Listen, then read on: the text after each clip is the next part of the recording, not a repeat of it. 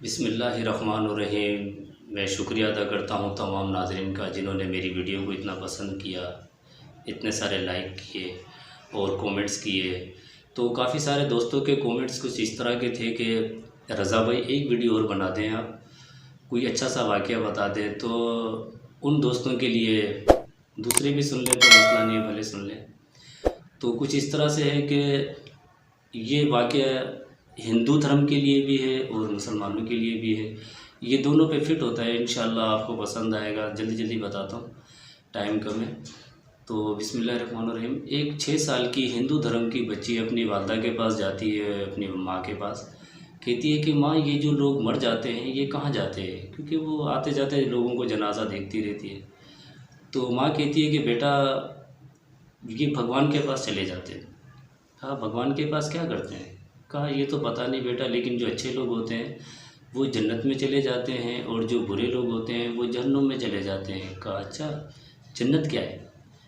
कहा, बेटा, जन्नत जो है बहुत अच्छी है, वहाँ ये है वो है। उसने जन्नत की खूबियाँ बता दी। कहा, और जहन्नुम में क्या है, नरक में? कहा, बेटा, नरक के अंदर जो है वो बुराइयाँ हैं, सज़ाएँ हैं, मौत है, ये वो है। अजीब अजीब सी बातें उसने बता दी। कहा, अच्छा, तो जन्नत में जाने के लिए क्या करना है? कहा, जन्नत में जाने के लिए आपको अच्छे अच्छे काम करने हैं, लोगों की मदद करनी है, खिदमत करनी है। आपको सुबह सुबह उठकर मंदिर जाना है, पूजा करनी है उनके धर्म के हिसाब के मुताबिक। कहा, ठीक है। और जहन्नुम में जाने से किस तरह एहतियात करना है? कहा, जहन्नुम में जाने से आपको बुराइयों से बचना है, आपको बुराइयों से बचना है और गंदे कामों से दूर रहना है। तो बच्ची ने क्या करा कि एक मिशन बना लिया कि यार जन्नत में जाना चाहिए, जहन्नुम में नहीं, जहन्नुम बुरी है। अब उसने क्या करा कि सुबह सुबह उठा करे और मंदिर जाया करे, पूजा किया करे और पूजा के साथ साथ वो लोगों की खिदमत करने लग गई, उनकी मदद करने लग गई। तो इसी तरह करते करते वो 22 साल की हो गई। जब वो 22 साल की उम्र में थी तो उसने जब अपने मज़हब के बारे में रिसर्च की, जानकारी निकाली, तो उसमें उसको ये जानकारी मिली कि हिंदू धर्म के अंदर 24 करोड़ देवता हैं। अब 24 करोड़ देवता जो है वो कुछ इस तरह से है कि मरने से पहले 24 करोड़ देवताओं की पूजा करना लाजिम है, उनको खुश करना लाजिम है। अगर मरने से पहले एक भी देवता जो रह जाता है तो जितनी भी उसने तपस्या की होगी अपनी ज़िंदगी की, वो सारी भस्म हो जाएगी, ख़त्म हो जाएगी। तो कहा, ये तो बड़ा मसला है, किस तरह पूजा होगी, जानकारी लो। फिर उसने जब मालूमात की तो पता चलता है कि जी एक दिन में सिर्फ एक देवता की जो है पूजा हो सकती है, 2 की नहीं। और दूसरे दिन दूसरे की, तीसरे दिन तीसरे की, इसी तरह ये सिलसिला चलता रहेगा 24 करोड़ दिन तक। तो ये लाजमन करनी है, वरना कुछ भी नहीं है। कहा, ये तो फंस गए, अब क्या करें? 22 साल ज़ाया हो गए, क्योंकि अब तो मर के जाने जहन्नुम में। क्योंकि अगर एक भी देवता रह गया तो मर गए। 24 करोड़ दिन तक ज़िंदा रहेगा कौन? कोई ऐसा है ही नहीं। चलो, अब उसने क्या करा कि एक मिशन बना लिया कि यार मर कर जब जाना ही जहन्नुम में तो कुछ ऐसा किया जाए कि जो है जहन्नुम को भी फ़ख्र हो कि हाँ भाई कोई बंदा आया, पता तो चले कि हाँ भाई जहन्नुम में जा रहा है। तो कुछ ऐसा करना चाहिए। अब उसने जानकारी ली, रिसर्च की, जो पता चला कि जी सबसे जो हिंदू धर्म के अंदर जो सबसे ऊंचा मुकाम है, जिसकी माफ़ी नहीं है, वो है जादू। कहाँ, जादू सीखना चाहिए। अब इसने क्या करा कि एक गुरुजी ढूंढे जादूगर, उनसे जो है जादू सीखना शुरू कर दिया। जादू सीखना शुरू कर दिया। जादू सीखते सीखते उसको महारत हुई, पढ़ी लिखी भी थी, शौक भी था। जब वो जादू सीख गई तो उसको बेचैनी हो गई कि नहीं, जादूगर तो और भी बहुत सारे हैं, कुछ इससे भी ऊंचा हो। फिर वो गुरुजी के पास गई और उससे कहने लगी, गुरुजी मुझे कुछ ऐसा सिखाए कि मैं इन तमाम जादूगरों की मलका बन जाऊं, इनके ऊपर आ जाऊं। जब मैं जहन्नुम में जाऊं तो ये मेरे नीचे हों, ये मुझसे ओहदे में कम हो। तो कुछ ऐसा करें। कहा, बेटा ठीक है, तुम जादू सीख जाओगी, लेकिन बड़ा मुश्किल है। कहा, नहीं, मुश्किल काम बताओ। कहा, ठीक है, फिर आप ये एक अंडा ले जाओ। गुरुजी ने लड़की को एक अंडा दे दिया। कहा कि जब ये अंडा स्याह हो जाए, काला हो जाए, तो समझ लेना कि तुम पक्की जहन्नुमी हो गई हो और तुम जादूगरों की उस्ताद बन चुकी हो। कहा, अच्छा, इसको कैसे स्याह करना है, क्या तरीका कार है? कहा, नहीं, आपने एक मुसलमान नौजवान जो इबादत ना करता हो वो पकड़ना है। अगर इबादत वाला पकड़ोगी तो बेकार है। कहा ठीक है। जो इबादत ना करता हो वो मुसलमान पकड़ना है और उसको गुमराह करना है, उसको गुनाहों में इतना मुब्तला करना है कि ये अंडा ऑटोमेटिक खुद ब खुद स्याह हो जाएगा, काला हो जाएगा और वो जहन्नुमी हो जाएगा। जब वो आप जहन्नुम में मर के जाओगी तो वो आपके साथ जहन्नुम में आपके साथ जाएगा। तो फिर आप दुनिया की तमाम तकरीबन जितने भी जादूगर हैं सबकी उस्ताद बन जाओगी और उनसे ऊपर मलिका हो जाओगी। कहा ठीक है गुरुजी, ऐसा ही होगा। अब वो लड़की क्या करती है कि अंडा लेकर अपने घर आ जाती है, अंडा अपने घर में रख देती है और वो ऐसा नौजवान ढूंढना शुरू कर देती है। वो जल्दी मिल जाता है उसको, एक ऐसा नौजवान मिल जाता है जो खूबसूरत भी होता है, नौजवान भी होता है और जो है सारा दिन काम करता है, शाम को आके घर पे सो जाता है। दीन और दुनिया की बड़ी ज़बरदस्त जानकारी है लेकिन अमल नहीं। जब वो अमल नहीं करता है तो वो कमज़ोर है और जब वो कमज़ोर है तो फिर वो पकड़ा जाएगा। अब इसने क्या करा कि उसको अपनी मोहब्बत में मुब्तला किया, उसको फंसाया, उसके साथ दोस्ती की। आहिस्ता आहिस्ता दोस्ती बड़ी पक्की होती गई। अब वो उसको अपने घर ले आई। जब वो अपने घर लेकर आ जाती है वो क्या करती है कि रात को जो है उसको फंसाती है, उससे पूछती है कि बताओ मुसलमानों के अंदर सबसे बुरा गुनाह कौन सा है। वो क्योंकि जानकारी होती है उसको, वो बता देता है कि एक गुनाह ऐसा है मुस्लिम धर्म के अंदर, मुसलमानों के अंदर, मज़हब के अंदर जिसकी माफ़ी नहीं मिली, जिसकी माफ़ी तकरीबन किताबों में ज़िक्र ही नहीं हुआ। कहा वो कौन सा है? कहा वही ज़िना।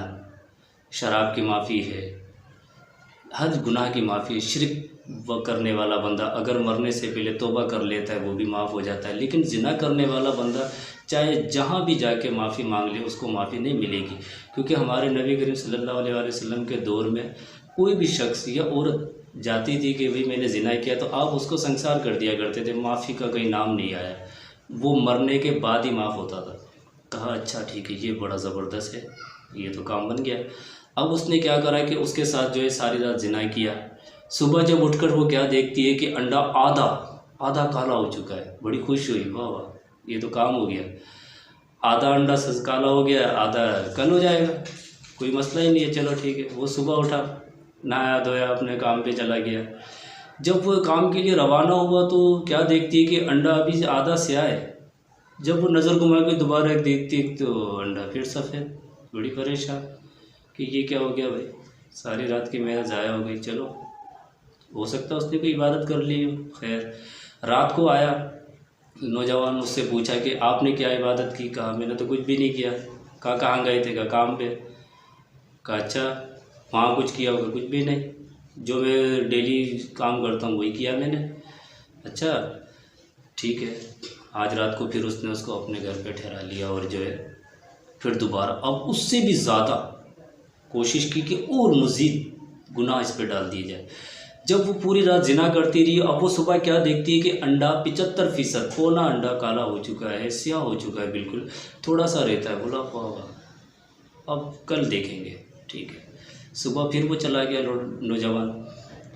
तो वो क्या देखती है, तकरीबन चंद मिनट ही हुए थे कि अंडा फिर से सफ़ेद। अब उसको शक हो गया कि नहीं, ये नौजवान ज़रूर कुछ ना कुछ इबादत लाजमी करता है, वरना ये अंडा क्यों सफ़ेद होगा। हमारा धर्म सबसे बेहतर है, हम फिर भी जहन्नुम में जाएंगे। इनके धर्म में ऐसी कौन सी इबादत है जो गुनाहों को भी झाड़ देती है, गुनाहों को ख़त्म कर देती है? क्या है ये? ठीक है, फिर वो नौजवान इसी तरह तीसरे दिन भी रात को आया। उसने क्या करा कि और ताकत लगा दी अपने गुनाह के अंदर। पूरी रात वो उससे गुनाह करवाती रही, खुद भी करती रही। जब वो सुबह उठकर क्या देखती है कि बिल्कुल मामूली सा अंडा जो है वो सफ़ेद है।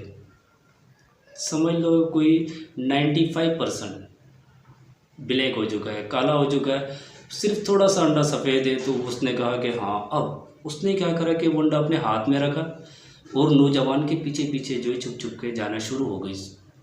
अब वो नौजवान निकला हुआ घर से टहलता हुआ जा रहा है अपनी मस्ती के अंदर। वो क्या देखता है कि रास्ते में कांटे पड़े हुए। उसने देखा हो यार किसी को लग ना जाए, फटाफट आगे बढ़ा और कांटों में हाथ डाल के उठाया, कहा बिस्मिल्लाह, उठाकर साइड में फेंक दिए। जब उसने साइड में कांटे फेंक दिए तो वो अंडा सफ़ेद होना शुरू हो गया। वो लड़की रुक गई। ओह यार, हमारे धर्म के अंदर पूजा करना लाजमी, नेकियां करना लाजमी, 24 करोड़ देवता राज़ी करना लाजमी, और फिर भी जन्नत का कोई आसरा नहीं है। पता नहीं जन्नत में जाएगा नहीं जाएगा, ख़त्म, सारी तपस्या ख़त्म, सारी मेहनत ज़ाया। इनके धर्म के अंदर, इनके मज़हब के अंदर सिर्फ एक कांटा उठाने पे अल्लाह पाक बख्श देता है। इनका खुदा इतना रहीम है। कहा ठीक है। वो खैर घर चले गई। वो जब नौजवान घर आया, उसने कहा कि आप मुझे बताएं आपकी इबादत में क्या क्या चीज़ें हैं जो लाजमन करनी होती हैं। उसने बताया जी हमारे में नमाज है, रोज़ा है, ज़कात है, हज है, बहुत सारी चीज़ें उसने खूबियाँ बता दी अपने मज़हब की, मुसलमानों की। तो जब वो उसने सुना, कहा कि यार कांटा जो उठा के रास्ते से हटाते हैं ये कितना बड़ा गुनाह है। कहा ये तो कोई, ये कितना बड़ा सवाब है। कहा नहीं ये कोई ख़ास नहीं है, अल्लाह पाक है, अगर वो कोई नेकी दे दे तो उसकी मेहरबानी है, वरना इसमें कोई है नहीं। हाँ, किसी की मदद करना, किसी की जान बचाना, ये बड़ा सवाब है। ओह, कहा जब ये हटकर इबादत है, ये एक छोटी इबादत है, छोटी नेकी है, जो एक किसी की मदद करता है, किसी के लिए कांटा हटाता है और उसको अल्लाह पाक इतना अजर देता है।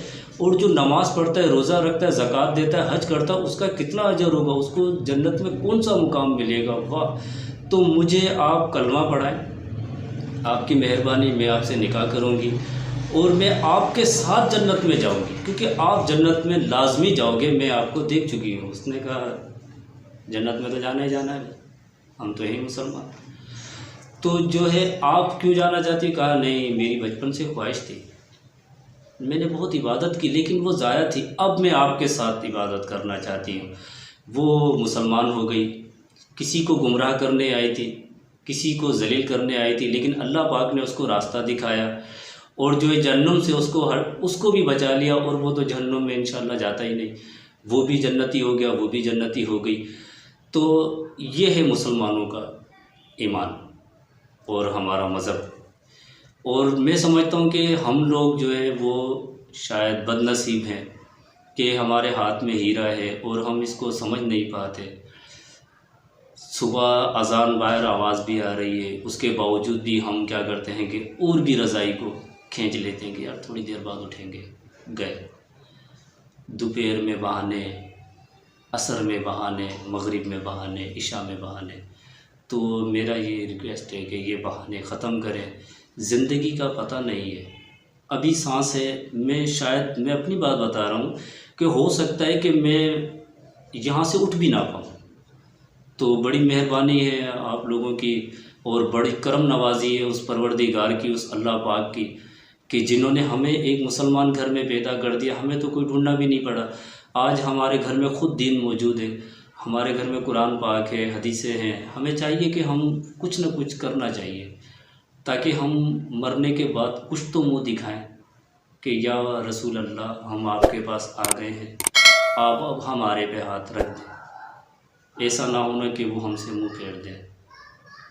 तो मैं दुआ करता हूँ इंशाअल्लाह आपको मेरी बात बुरी ना लगी हो, तो